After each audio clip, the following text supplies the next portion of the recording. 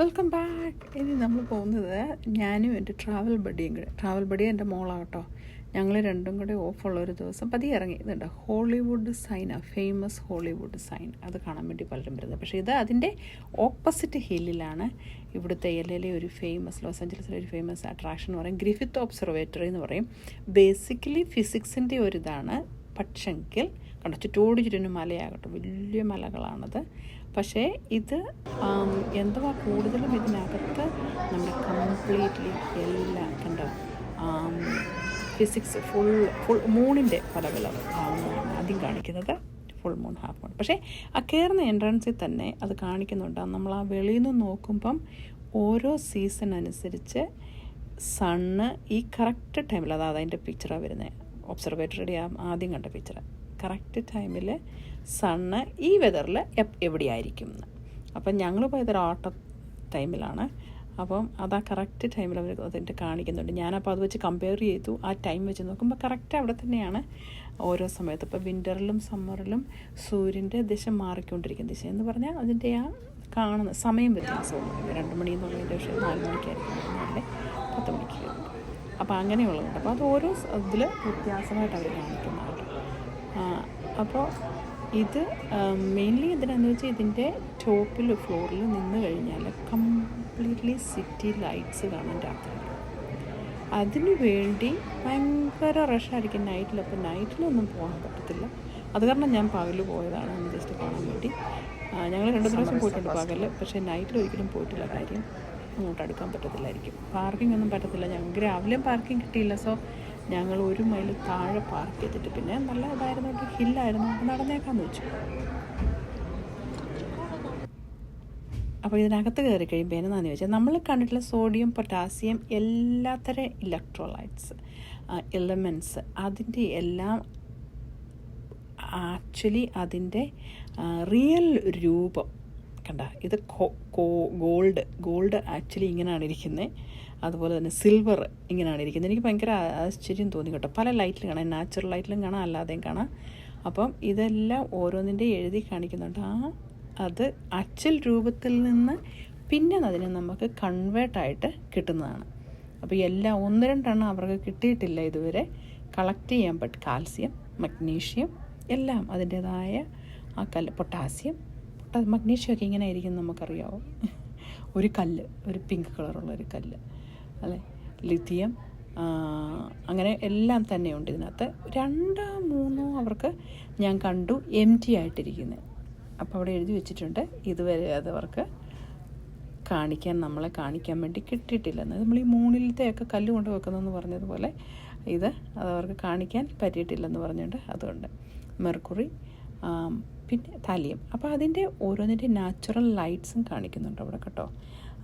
ചില ഫ്ലൂയിഡ്സ് എല്ലാം എലമെൻ്റ് അതിൻ്റെ നാച്ചുറൽ ലൈറ്റ്സ്, ലിക്വിഡായിട്ടുള്ളതും അല്ലാത്ത ലിക്വിഡ്, അതായത് ദ്രാവക രൂപത്തിലുള്ളതും കല്ല് രൂപത്തിലുള്ളതും, അതിൻ്റെ എല്ലാം കൂടെ സൂക്ഷിച്ച് വെച്ചിരിക്കുന്ന ഒരു സ്കൂളിൽ പോകുന്ന കുട്ടികൾക്ക് ഒത്തിരി നല്ലതായിരിക്കും. ഒരു മിഡിൽ സ്കൂളേഴ്സിന് വളരെ ഇൻഫോർമേറ്റീവായിട്ടുള്ളതായിരിക്കും ഇത്. ഇതിൻ്റെ പകുതി എലമെൻറ്റ്സ് ഒന്നും ഓർക്കുന്നു പോലുമില്ല. അതിൻ്റെ പേരൊക്കെ എന്നാന്ന് സ്കൂളിലൊക്കെ നമ്മൾ പഠിച്ചിട്ടുണ്ടല്ലേ, പകുതിയൊന്നും പഠിച്ചിട്ടേ ഇല്ല. ഇനി എൻ്റെ എൻജിനീയറിംഗ് പഠിച്ച മോനോട് ചോദിച്ചാൽ അവനറിയായിരിക്കും ഇതൊക്കെ കേട്ടോ. പക്ഷെ നമ്മളൊന്നും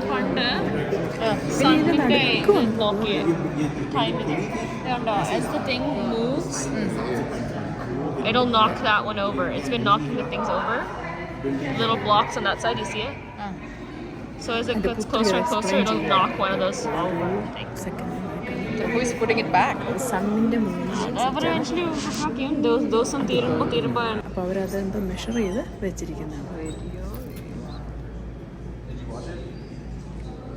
പിന്നെ ഓരോ റേസ്, മൈക്രോവേവിൻ്റെ റേസിനെയാണ് കാണിച്ചിരിക്കുന്നത്.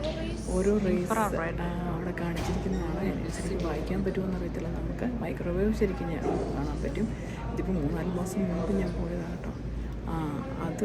അത് എങ്ങനെയാണ് നേക്കഡയിൽ നമുക്ക് കാണാൻ പറ്റാത്തത്, അൾട്രാ വയലറ്റ് റേസ്, നേക്കഡയിൽ കാണാൻ പറ്റാത്ത റേസ് അവർ അത് നമുക്ക് കാണിച്ചു തരുന്നതാണ്.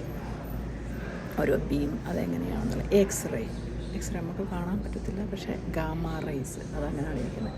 ഒരുപാട് മുഖം പൊളക്കിയിരിക്കുന്നല്ലേ ലൈറ്റ് അടിച്ച്. അപ്പോൾ ഇതിൻ്റെ ബാക്കിൽ വന്ന് ഇതിൻ്റെ താഴെയുണ്ട് ഐസക് ന്യൂട്ടൻ്റെ ഭയങ്കര കണ്ടുപിടുത്തത്തിൻ്റെയും ഇവിടെ സ്പേസിൻ്റെയും ഒക്കെ കാണിക്കുന്നുണ്ട് കേട്ടോ. എല്ലാ സ്റ്റാർസും മൂണും എല്ലാം കാണിക്കുന്നുണ്ട്. ഗ്രഹങ്ങളെല്ലാം തന്നെ അവിടെ കാണിക്കുന്നുണ്ട്. ഇതാണ് സിറ്റി. ഇവിടെ നിന്നാണ് സിറ്റി ലൈറ്റ്സ് കാണുന്നതിൻ്റെ മേളിൽ നിന്നാണ്. അപ്പോൾ ഇത് മുഴുവനും രാത്രിയിൽ നല്ല ബ്യൂട്ടിഫുള്ളായിട്ട് കാണാൻ പറ്റും. ഇതാണ് ഇതിൻ്റെ ടോപ്പിൽ. അപ്പോൾ പകൽ ഇതിൻ്റെ ടോപ്പിൽ കയറി നിന്നിട്ട് ഇച്ചിരി ക്ലൗഡി ഡേ ആയിരുന്നു, അതുകൊണ്ട് ജസ്റ്റ് ഒന്ന് കണ്ടുന്നുള്ളൂ. നല്ല ഹൈറ്റിലാണ് ഈ മല. ഇത് ലോസ് ആഞ്ചലസ് പട്ടണമാകട്ടോ. ഒരു ഭാഗം ലോസ് ആഞ്ചലസ് എന്ന് പറയുന്ന ഒരു വലിയ ഏരിയയാണ്. ഒരു ഡിസ്ട്രിക്റ്റ് എന്ന് പറയാം, ഡിസ്ട്രിക്റ്റ് പോലെ, താലൂക്കോ അതുപോലെ. ഇതാണ് ഞാൻ പറഞ്ഞ ഗ്രഹങ്ങളൊക്കെയുള്ള ഐസക് ന്യൂട്ടൻ്റെ സ്റ്റാച്യു ഒക്കെ അവിടെ വെച്ചിട്ടുണ്ട്. കംപ്ലീറ്റ് നമ്മുടെ സൗരയൂഥം അവിടെ കാണിക്കുന്നുണ്ട്. അവിടെ ടീച്ചേഴ്സൊക്കെ ഒന്ന് എക്സ്പ്ലെയിൻ ഒക്കെ ചെയ്യുന്നുണ്ട്. നമുക്ക് വേണമെങ്കിൽ അതിനകത്തൊക്കെ ജോയിൻ ചെയ്യാനകത്ത് എവരി 2-3 മണിക്കൂർ കൂടുമ്പോൾ 2 മണിക്കൂറൊക്കെ കൂടുമ്പോൾ ഒരു അരമണിക്കൂർ നേരം ഒരു സെഷനുണ്ട്. പഠിക്കണമെന്നൊക്കെ ആഗ്രഹമുള്ളവർക്ക്, വിവരം വെക്കണമെന്നൊക്കെ ഉള്ളവർക്കൊക്കെ. അപ്പം നമുക്ക് അതിനോട് വലിയ താല്പര്യമൊന്നും ഇല്ലാത്തതുകൊണ്ട് ഞങ്ങളിങ്ങനെ ഫോട്ടോ ഒക്കെ എടുത്ത് കണ്ട് ഇങ്ങനെ ജസ്റ്റ്. അപ്പം ഇതാണ് നമ്മുടെ ഹോളിവുഡ്. ഞങ്ങൾ ഇവിടുന്ന് വെളിയിലിറങ്ങി നമ്മുടെ ഹോളിവുഡ് ഇതിൻ്റെ സൈഡിൽ കൂടെ 360 വ്യൂ കാണുകയാണെങ്കിൽ കംപ്ലീറ്റ്ലി എല്ലാം മല. ആൾക്കാരെയൊന്നും പിടിക്കാൻ മേലാത്തതുകൊണ്ട് ഇതതിൻ്റെ ഫ്രണ്ടിലുള്ള ഒരു ലൈറ്റ് ഹൗസ്. അപ്പോൾ ഇതാണ് നമ്മൾ പറയുന്ന ഗ്രിഫിത്ത് ഒബ്സർവേറ്ററി. അതൊരു ഗ്രിഫിത്ത് എന്ന് പറയുന്ന ഒരാൾ ഉണ്ടാക്കിയതാണ്. എന്നിട്ടത് പബ്ലിക്കിന് വേണ്ടി കൊടുത്തിരിക്കുന്നതാണ്. ഫ്രീ എൻട്രൻസ് ആട്ടോ, അതിന് ഫീസൊന്നും വെച്ചിട്ടില്ല. എന്താണെന്ന് എനിക്കറിയില്ല അതിന് ഫീസ് വെക്കാത്തത്. പാർക്കിങ്ങിന് ഫീ കൊടുക്കണം, പക്ഷേ അതിനകത്ത് എൻട്രൻസ് ഫീ ഇല്ല. പക്ഷേ എന്തോ അതിനകത്ത് പ്രോഗ്രാമിന് നമ്മൾ കാശ് കൊടുക്കണം, നമ്മൾ ഇൻ കേസ് നമ്മൾ ഫീ ആക്കണം. അതെൻ്റെ സൈഡിൽ കൂടെ നടന്നോ. അതെന്താണെന്ന് നോക്കാമെന്ന് കരുതി ഞങ്ങൾ വെളിയിൽ ഇറങ്ങിയപ്പോൾ വന്നപ്പോൾ ഒരു സ്മോൾ ട്രെയിൻ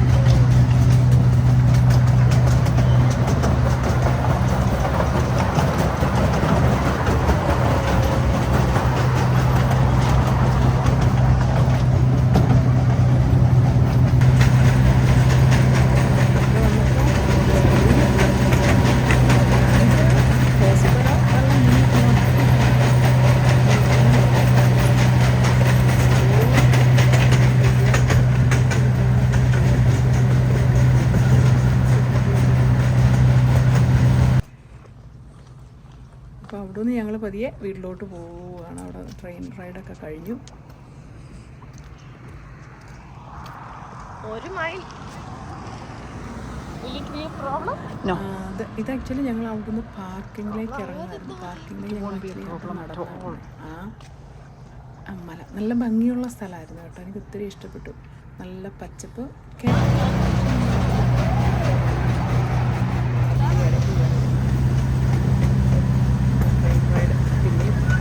കണ്ടിന്യൂ ചെയ്യുന്നു.